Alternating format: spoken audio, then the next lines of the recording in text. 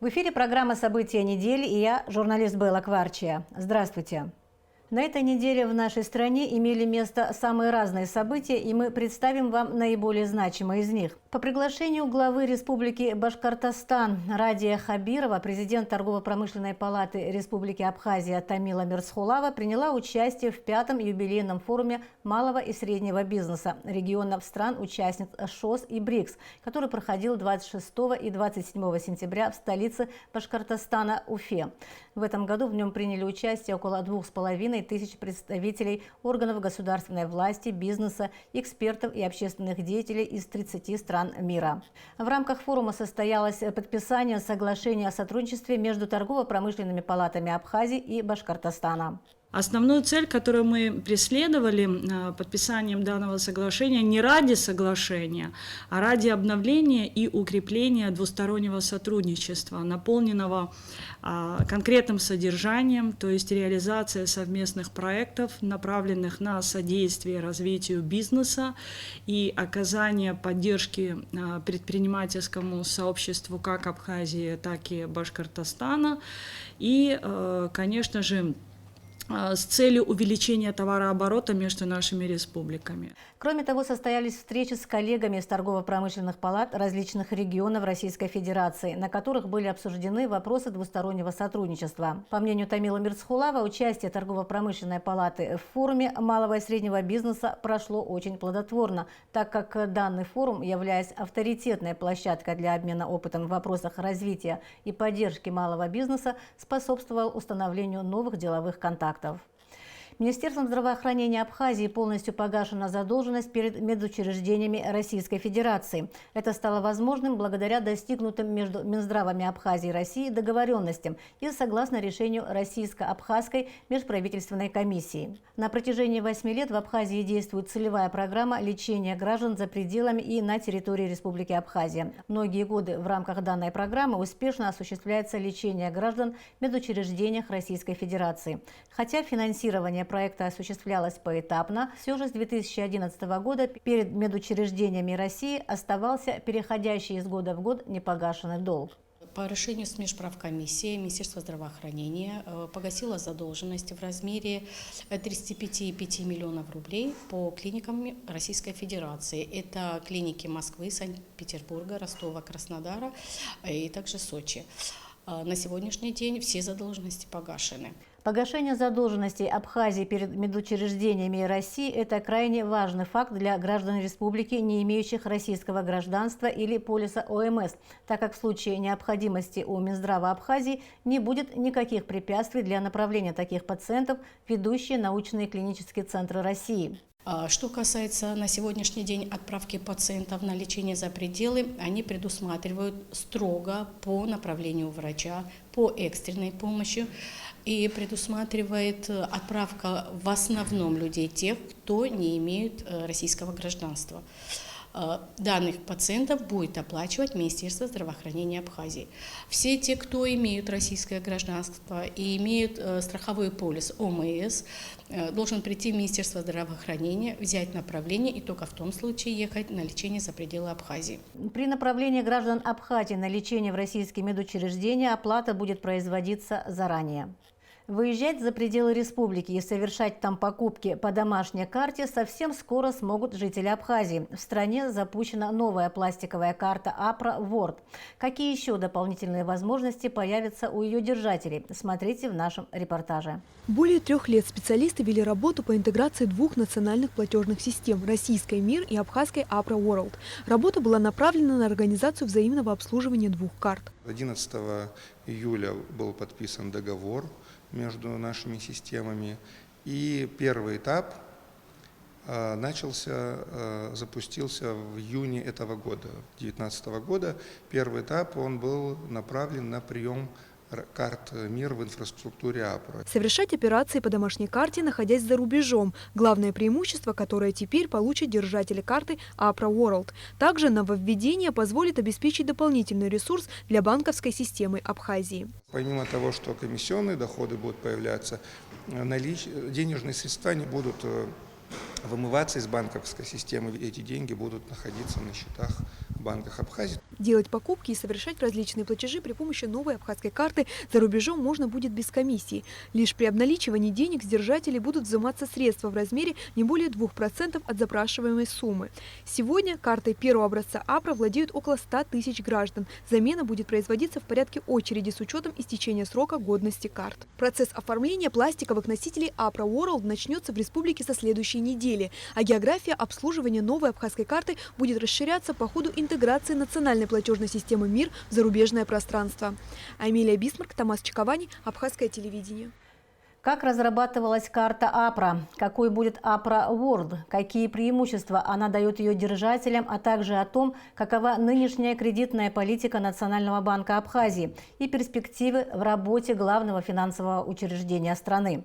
Мы поговорили накануне с председателем Национального банка Абхазии Бесланом Барателия.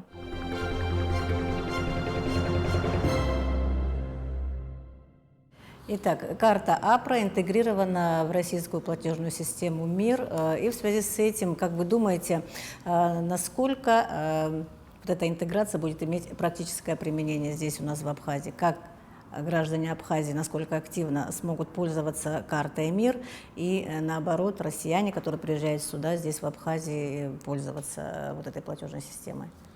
Ну, карта является современным инструментом финансовым и очень удобным и полезным для ее держателей. Но дело в том, что вы понимаете, что у нас изначально национальная платежная система выстраивалась как локальная в силу ряда объективных причин. И за все эти годы, в принципе, можно сказать, что система развивается, у нас инфраструктура растет, число держателей карт увеличивается. Но, к сожалению, функционал карты не очень большой пока еще, потому что в основном держатели карт АПРА могли пользоваться исключительно на территории Абхазии, главным образом для снятия денег с банкомата и оплаты товаров, услуг через посттерминальную сеть. Конечно же, современные требования другие, и, безусловно, нужно наращивать функционал карты. Но мы понимаем возможности, которые есть перед Банком Абхазии для развития этой системы инфраструктуры. Ведь нужно понимать, что это не бесплатные проекты. Национальный банк вкладывает колоссальные ресурсы для развития. Это и финансовые ресурсы, это кадровые ресурсы, технологические решения используют и ряд других приемов, которые нужно использовать для того, чтобы реализовать те или иные проекты. У нас до сих пор, несмотря на то, что проект этот по распространению карты развивается, пока еще он не окупает себя. Ну, я вам грубо скажу, что где-то на 50% окупаются проекты, связанные с развитием АПРы, по сравнению с тем, что тратит банк. Даже если говорить именно о локальной системе? Мы говорим о локальной системе. Но, скажем так, если грубо, то около 20 миллионов рублей в год уходит на содержание этой инфраструктуры АПРы. В последние годы доходы по использованию этой системы для Национального банка увеличились до 10 миллионов рублей. То есть мы сегодня половину затрат окупаем по использованию карты. То есть вы хотите сказать, что использовать карту АПРА на данный момент невыгодно? Сегодня это не прибыльный проект, но это инвестиции в будущее.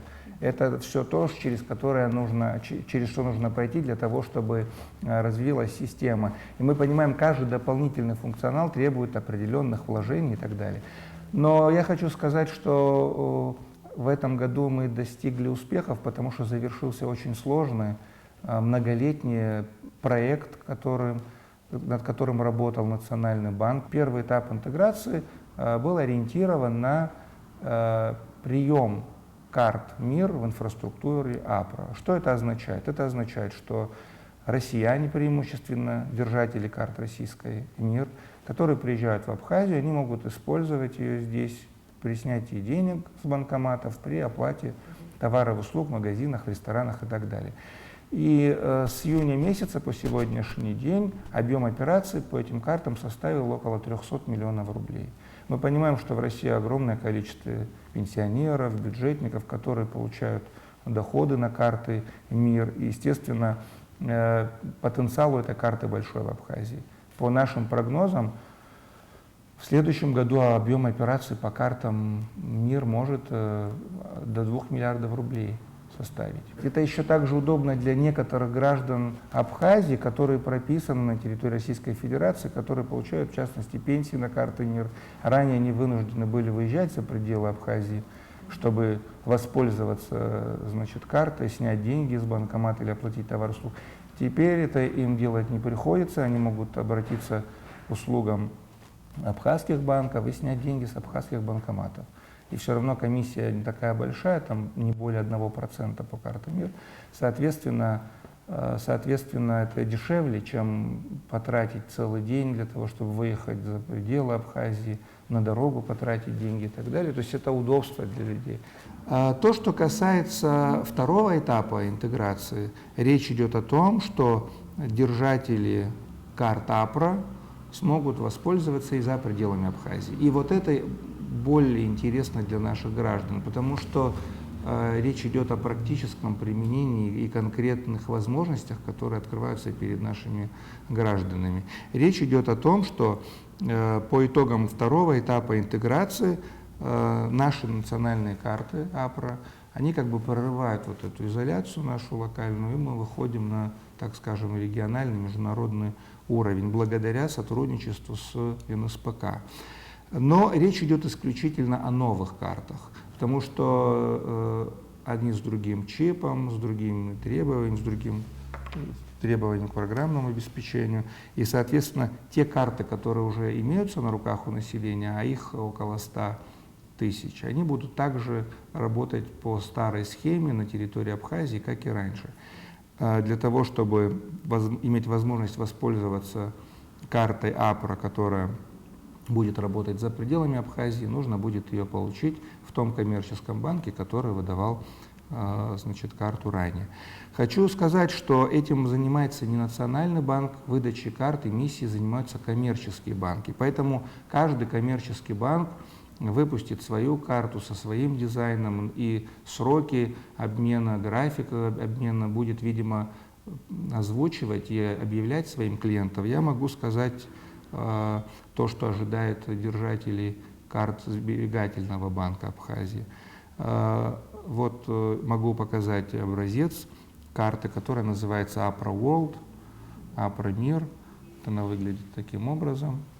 Соответственно, буквально со следующей недели мы начинаем уже обмен карт в обмен на старые, по графику, который, в принципе, у нас и так идет. Все преимущество интеграции сотрудничества с НСПК заключается в том, что она будет работать как на территории России, так и в тех странах, где будет работать карта МИР. Сегодня Армения, Турция, в перспективе ряд других стран МИР будет, НСПК будет заявлять об этом, МИР будет открываться, потому что в России это новый проект, новая, молодая, но динамично развивающаяся система, у нее огромный потенциал, и, естественно, этот потенциал тоже открывает возможности для Абхазии. Чем платежная система МИР отличается от карт Мастер, карт Виза? Ограничен функционал, количество стран, где они могут Безусловно, использоваться? есть старые, мощные лидеры на мировом рынке. Это Visa, MasterCard, которые имеют большую традицию, колоссальный географический охват, десятилетиями работают на рынке,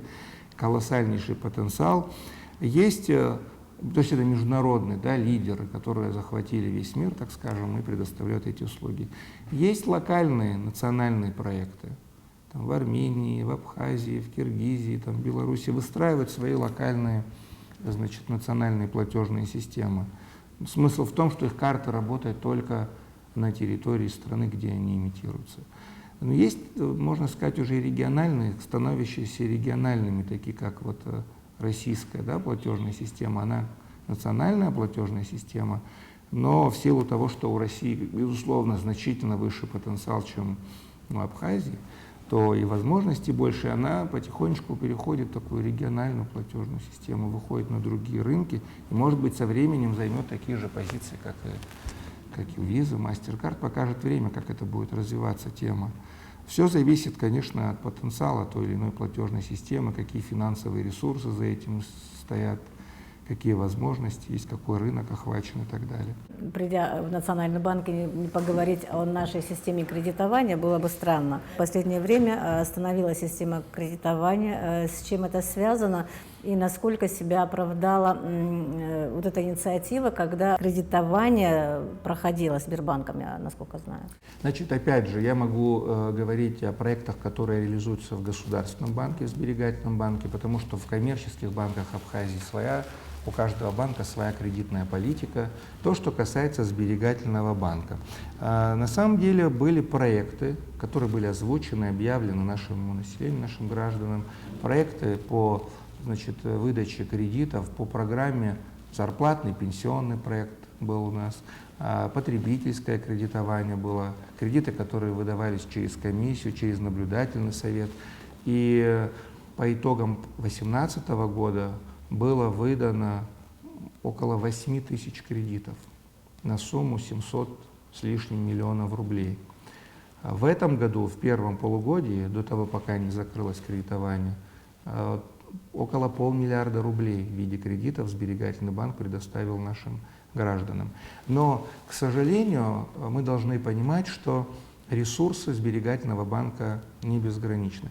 Пользуясь моментом, я хотел бы сказать вещи, которые, в принципе, как бы очевидны, но тем не менее многие люди не понимают, потому что далеки от финансов, далеки от банков, и мне бы хотелось воспользоваться этой возможностью и объяснить, что кредиты, который предоставляет Сберегательный банк Абхазии, это не государственный ресурс, это не бюджетные деньги. У наших граждан, у многих есть такое представление, что государство, Национальный банк имеет бесконечные государственные ресурсы, которые идут на кредитование. Хочу отметить, что все кредиты, которые были выданы Сберегательным банком, в частности в этом году 500 миллиарда рублей, это все деньги, исключительно деньги клиентов Сбербанка, вкладчиков. То есть получается картина, часть населения, у которых есть излишние деньги, так скажем, сбережения, обращаются в Сберегательный банк, с просьбой положить эти деньги на депозитный счет с тем, чтобы заработать на процентах.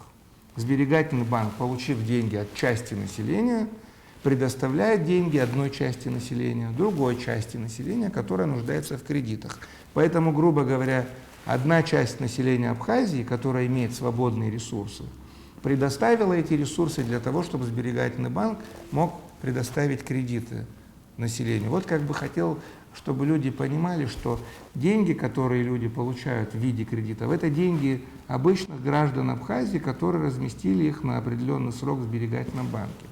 И получается такая картина, что свободных средств у населения значительно меньше, чем спрос на кредиты. Но, условно говоря, депозитов, то есть размещенных средств в Сберегательном банке, я округлю в 1 миллиард рублей, которые разместили, а спрос у нас больше 100 миллионов в месяц получается.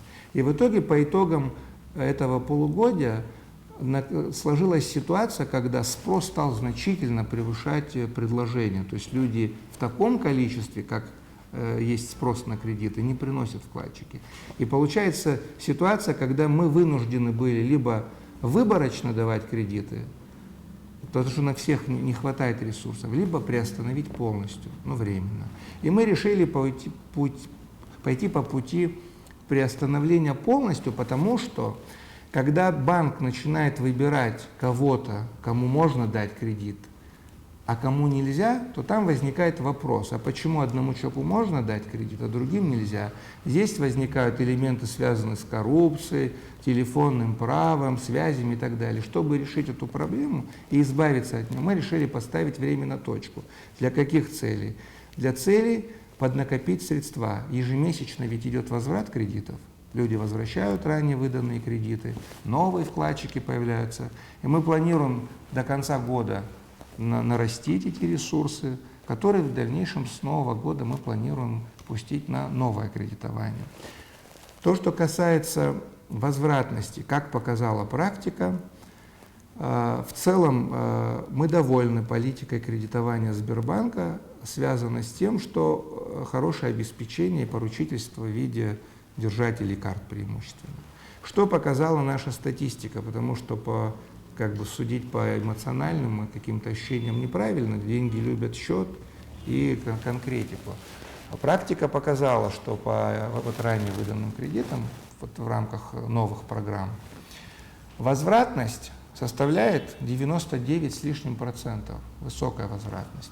Другое дело, что если говорить о возвратности из этой суммы, то есть почти все возвращается, 73% заемщиков возвращают деньги своевременно, строго по графику и так далее. 27% этого не делают. Либо обращаются с просьбой пересмотреть графики возврата, то есть мы перейдем навстречу, пролонгируем, либо вынуждены обращаться к списанию со средств поручителей. В любом случае банк деньги возвращает, просто картина так выглядит. 75%, грубо говоря, все делают своевременно, четко, то есть клиенты первой категории, остальные проблемные. И еще один момент, на котором я хотел бы остановиться, это на высокой ставке по кредитам. Я тоже хотела на ней остановиться, потому что она на самом деле очень высока. И если сравнивать, допустим, с возможностями, которые есть у россиян, бывает обидно, бывает, люди не понимают, за что они должны переплачивать такие огромные деньги. Значит, я хочу сказать следующее. К сожалению, мы живем в рыночной экономике. Есть понятие рыночная ставка процента. Что такое рыночная ставка процента? Это ставка процента, при которой спрос на кредиты равен предложению. Вот мы проэкспериментировали, мы попытались сделать ставки ниже, хотели посмотреть не там 36, не 24, не 48 засрочные, а значительно ниже. Для того, чтобы предоставлять кредиты по более низким ставкам, допустим, под 18%, ну хотя бы под 18%, хотя это тоже не очень мало, да, мы вынуждены привлекать деньги у населения под 12%, под 10%, потому что банк зарабатывает на разнице. Вкладчики приносят по 10-12, банк выдает, допустим, под 18. Как только сберегательный банк установил ставки по вкладам, по приему денег от населения под 10-12%, вклады остановились. То есть нашим гражданам, у которых есть свободные деньги, эта ставка неинтересна. Они не готовы приносить в банк деньги по 12%. И тогда возникает вопрос, смотрите, какая картина. Если ставки по вкладам установить низкие, по 10-12% годовых, тогда вкладчиков будет значительно меньше. То есть, ну, грубо говоря, разместят 10 миллионов рублей, не более в месяц. Но при такой низкой ставке, если мы сегодня под высокие ставки видим спрос на 100-150 миллионов в месяц, то есть при таких высоких ставках у нас готовы взять 100-150 миллионов. Если ставку сделать ниже, не 24, не 36, а 18, желающих получить кредиты будет на 200 миллионов рублей. И тогда возникает вопрос, у Сбербанка всего 10 миллионов предоставить по низким ставкам, а желающих на 200 миллионов. Возникает вопрос, как должен поступить Сбербанк? Опять по блату кому-то дать эти 10? Что делать банку? Либо по низким ставкам, но выборочно, либо по рыночной ставке, но всем. И смотрите, что сегодня у нас происходит. Ставка была высокая, но она была рыночная. Какую проблему она решила? Она решила, что в прошлом году 8 тысяч человек получили кредиты, не зная никого в банке, не подключая никого, не используя какие-то ресурсы, а самостоятельно обращаясь в отделение, приходя с паспортом, с поручителем, и в течение определенного периода получали кредиты. То есть банк стал доступным. Банк стал открытым для микрокредитования. Безусловно, вы правы в том, что ставки высокие, и они не могут решать проблему кредитования бизнеса. Безусловно, тут не поспоришь с тем, что с такими ставками говорить о бизнесе вообще не приходится. Такого бизнеса нет, который бы зарабатывал серьезные доходы и приносил такую доходность, позволяющую платить по таким дорогим кредитам. Безусловно. Но мы никого не обманываем, мы не говорим, что сберегательный банк сегодня не проводит политику по кредитованию бизнеса. У нас бывают очень интересные ситуации, когда обращаются предприниматели, бизнесмены, клиенты Сбербанка, просят кредит под 18%. Мы, говорим, 10 миллионов готовы взять, 20, обеспечение хорошее есть. Мы верим этим предпринимателям, что у них история хорошая, проекты хорошие, доходность высокая. Мы говорим им, вы знаете, мы сами, как банк, готовы взять под 18%. Потому что сберегательный банк, я хотел обратить внимание, несмотря на то, что он является государственным, он тоже является предпринимателем. Вот этот момент я хочу, чтобы тоже понимали. Сберегательный банк – это точно такой же бизнес-проект, как и торговля в магазине, как и гостиничный бизнес и так далее. И он тоже ориентирован, это его основная задача, он для этого создан. Его основная задача – заработать прибыль. Вот что хочу сказать. И поэтому, к сожалению, лучше как бы услышать горькую правду, чем красивую ложь и обещания, но и не сделать правильно. Поэтому, к сожалению, нужно признать, пока наше население не будет богатым, пока экономика не будет сильной, пока не будут свободные ресурсы, которые позволят гражданам Абхазии, клиентам излишние ресурсы сберегать в банке, у банка не будет достаточного количества ресурсов, чтобы удовлетворить всех по низким ставкам. В европейских странах кредиты под 4% выдаются, под 5%, под 3% годовых, но и вклады под 1%. То есть граждане приносят деньги, оставляют в банке и зарабатывают 1% годовых. Вы можете наших граждан заставить, чтобы они принесли миллионы рублей, положили в Сбербанк, значит, с ожиданием доходности в 1% в год. Никто это никогда делать не будет. Поэтому есть теоретические конструкции.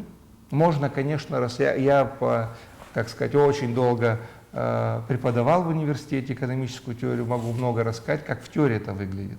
Но это все теория, которая не имеет отношения к нашей действительности. А действительность суровая. К сожалению, такая у нас суровая действительность, и она еще усугубляется тем, что мы находимся в изоляции. Наши банки, в отличие от других банков иностранных, не имеют возможности перекредитовываться в других банках. Даже богатая Россия и то обращается к мировым финансовым рынкам с вопросами привлечения ресурсов. А мы не можем это себе позволить. Опять же хочу повториться, единственный ресурс для коммерческих банков, единственный ресурс – это свободные средства населения. То есть если у нас появляется прослойка среднего класса, которая может себе позволить что-то отложить, сберечь, разместить в банк, то это большое достижение. У нас еще другая задача стоит, как сделать так, чтобы люди поверили Сбербанку. Ведь мы можем представить, что есть средний класс в Абхазии, которые имеют ресурсы, деньги, но они хранят их дома, боятся размещать в нашу банковскую систему, потому что ведь это вопрос доверия. Тоже точно так же, как банк, выдавая кредит, боится, что деньги не вернутся, требует возвратности и так далее, точно так же и вкладчик, который размещает в банк, он рискует в том плане, что он должен понимать, что это банк, который ему вернет деньги, государственный и так далее. То есть сейчас вы остановили кредитование. В перспективе, когда вы думаете, накопятся вот эти средства, которые позволят вновь какие-то по нашим программы прогнозам, чтобы запускать новый проект или продолжить ранее существующие, или могут быть разработаны новые, мы планируем, сберегательный банк планирует с нового года уже это сделать. Какие это будут проекты, по каким ставкам, опять же, покажет время.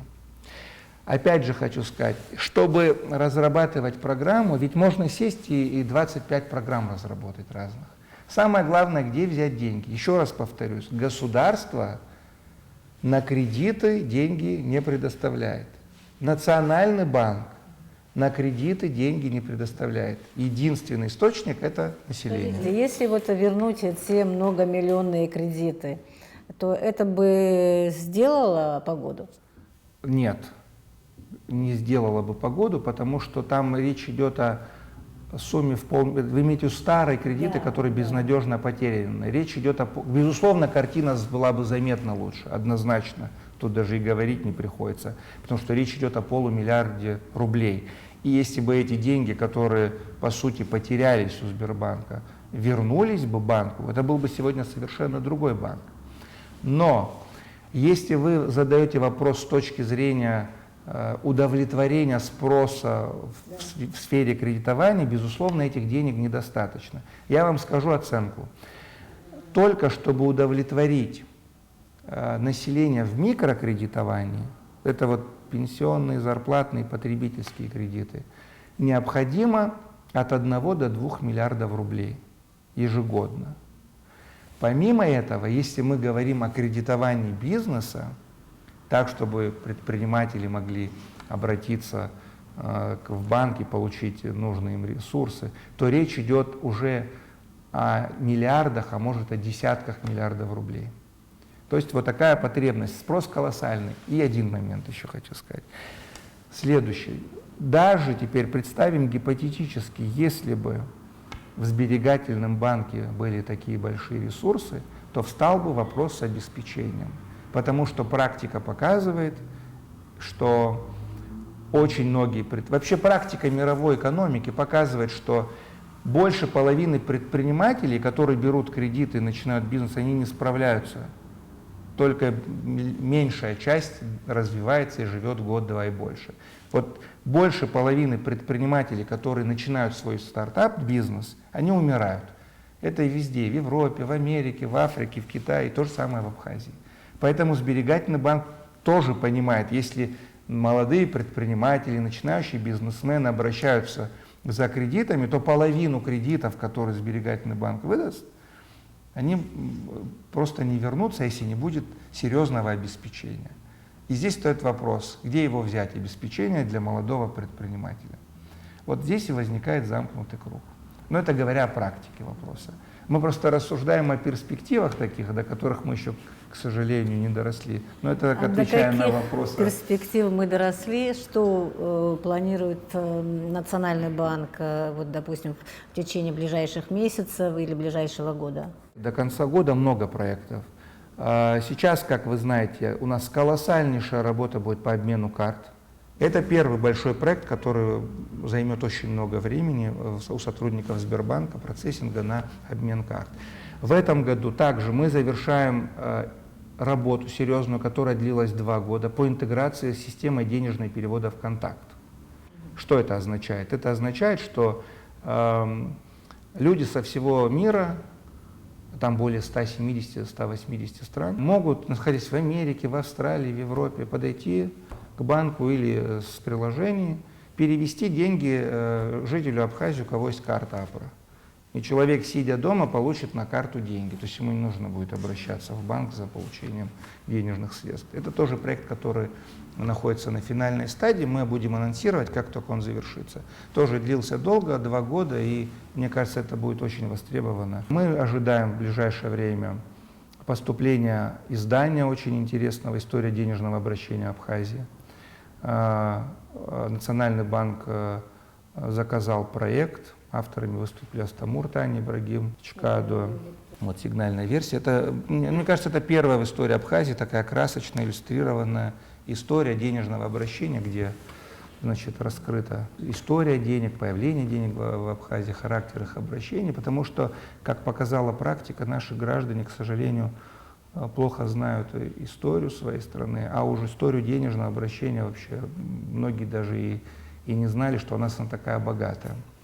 Я думаю, что это будет очень интересным изданием и вкладом в нашу культуру и историю нашей страны. Значит, оно поступит тоже достаточно быстро.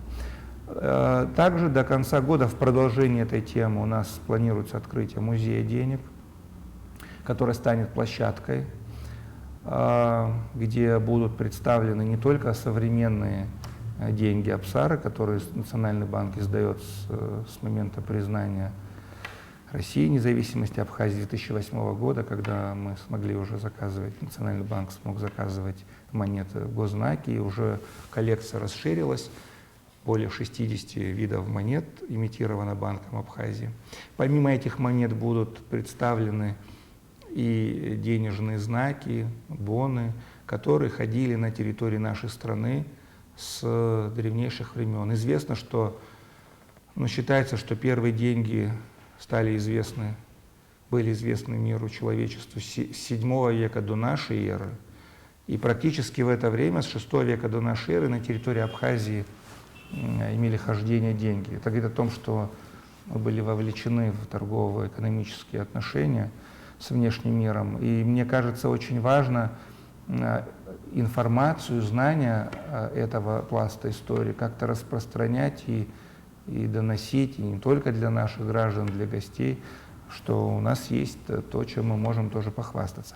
Но это будет в декабре. И последнее, хочу сказать, что мы в этом году ждем, совсем скоро ждем эмиссию новых монет. Это Сергей Васильевич Багапш, Ефрем Эшба и Таиф Ачба, которые выйдут уже в конце октября, как мы планируем. И в конце декабря выйдет монеты новой серии. Монеты будут очень интересные, прямоугольной формы, необычные.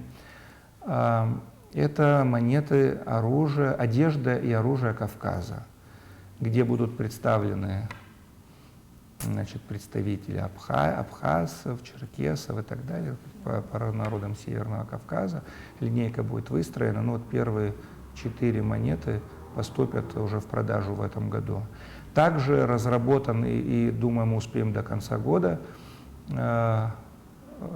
значит, очень востребованная у нумизматов, потому что мы участвуем на выставках международных, это тема монет флора и фауна Абхазии. Мы определили 7 представителей животного мира, 7 представителей растительного мира, которые бы, ну, так скажем, как бы символизируют Абхазию и как бы показывают, что у нас есть свои интересные представители животного растительного мира. Ну, я так рассказал вкратце, обзор, на что нас ждет в этом году. Благодарю за интервью. Спасибо.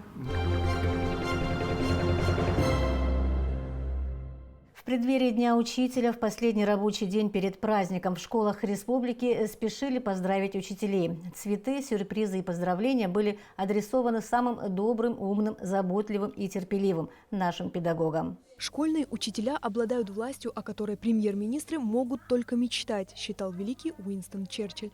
Поспорить с этим изречением сложно, ведь каждый взрослый человек, анализируя собственную жизнь, обычно отмечает тот посыл, который в нем закрепили педагоги. Актуальность этой мысли не теряется и сегодня. Ученица Сухумского интерната Даниэла Думава собирается посвятить свою жизнь глубокому изучению математических наук. Подобное желание у девочки усиливалось по мере того, как она наблюдала за работой своей любимой учительницы. Она будет ему помогать до тех пор, пока ребенок сам не сможет понять этого, пока не освоит программу. Сколько бы на это времени не ушло, она будет заниматься с ребенком. Это очень большой плюс. Зита Хварцкая пришла работать в Сухумский лицей-интернат после окончания Отечественной войны народа Абхазии. Сегодня она не только преподает алгебру, но и является завучем учебного заведения.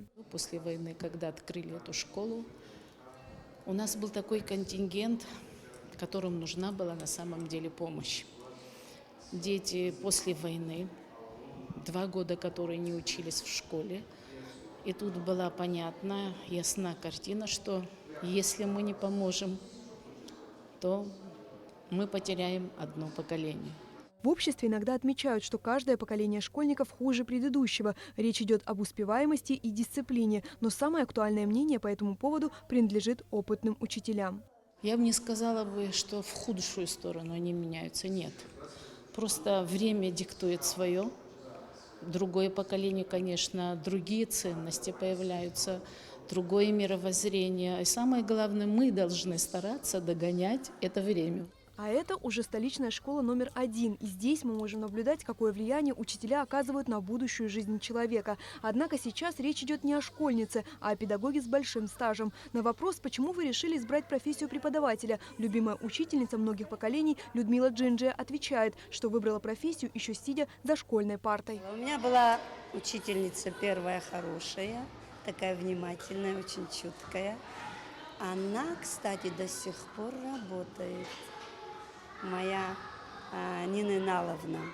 И вообще у меня в средней школе, в деревне, где я училась, Папаш, там все учителя были чудесные. Мне нравилось. Я смотрела на них, и мне тоже хотелось быть учителем. И я стала. Какая я учительница? Это детям судить, родителям судить. День учителя можно отнести к важнейшим праздникам всех времен. Быть хорошим педагогом – это значит уметь вмешиваться в естественный процесс формирования личности ребенка, направляя его в правильное русло. Хочу поздравить весь педагогический коллектив нашей самой любимой школы. Здоровья всем, всем удачи, светлого будущего и мирного неба над головой. В преддверии профессионального праздника учителей поздравления звучат отовсюду. Коллеги лучше всего понимают друг друга и знают, чего желать в этот особенный день. Когда человек трудится, Хочется увидеть плоды своих трудов. И дай Бог, чтобы все мои коллеги радовались успехами своих деток. Слова благодарности и цветы – неизменный атрибут этого осеннего праздника. Всех учителей поздравляю с Днем Учителя. Желаю им всего хорошего и больших успехов в работе. Огромное волнение сегодня испытывают новоиспеченные ученики. 1 сентябрь в их жизни миновал. Они уже доверились своим классным наставникам и теперь каждый день получают взамен любовь и новые знания. Поэтому так хотят выразить свое спасибо в той форме, которой владеют. Амелия Бисмарк, Степан Мартиросян для событий недели. На этом наша программа подошла к концу. Я желаю вам всего доброго и до встречи в эфире.